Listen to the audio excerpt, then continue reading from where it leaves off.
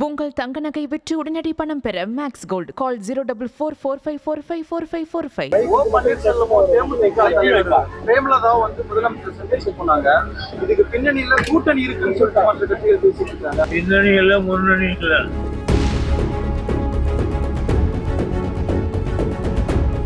மிகப்பெரிய ஒரு பிரச்சனை. ஏன்னு கேட்டா பீகார்ல அவங்க உயிரோடு இருக்கிறவங்கலாம் இல்லைன்னு போட்டாங்க. ஆனால் அந்த மாதிரி நம்ம ஊரில் போட முடியாது.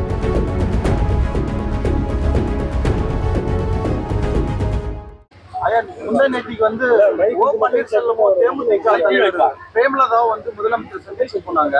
இதுக்கு பின்னணியில கூட்டணி இருக்குன்னு சொல்லிட்டு மற்ற கட்சிகள் பேசிட்டு இருக்காங்க. அதுக்கான சாத்தியங்கள் இருக்கு. பின்னணியில முன்னணியில அவங்க தலைவருக்கு உடன்பிறந்த கையில் ஹாஸ்பிட்டல் நோயிட்டு அதை பற்றி ஒரு நலம் அரசியல் பண்பாட்டோடு வந்து பார்த்தாங்க.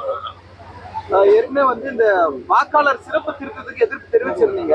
இந்த நிலையில தமிழ்நாட்டுல மட்டும் பீகாரை சேர்ந்த 6.5 லட்சம் வாக்காளர்கள் இணைவதற்கான வாய்ப்பு இருக்குன்னு சொல்லிட்டு அரசே சொல்லியிருக்கு மத்திய அரசு.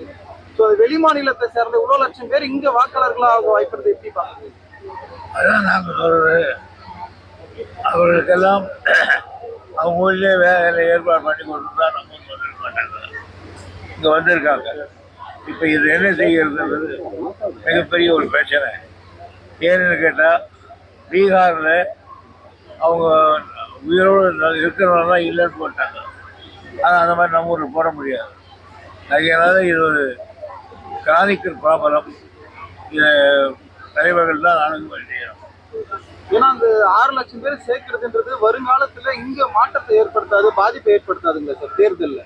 நான் சொல்கிறேன் இல்ல இந்த மாதிரியான வெளி மாநிலத்தவர் வந்து இங்க லட்சக்கணக்கில் வாக்காளர்களா மாறும்போது ஃபியூச்சர்ல வந்து நம்ம தமிழ்நாட்டுக்கு வந்து அரசியல் மாற்றத்துல நிச்சயமா நீங்க சொல்ற கருத்தை நான் ஒத்துக்கிறேன்.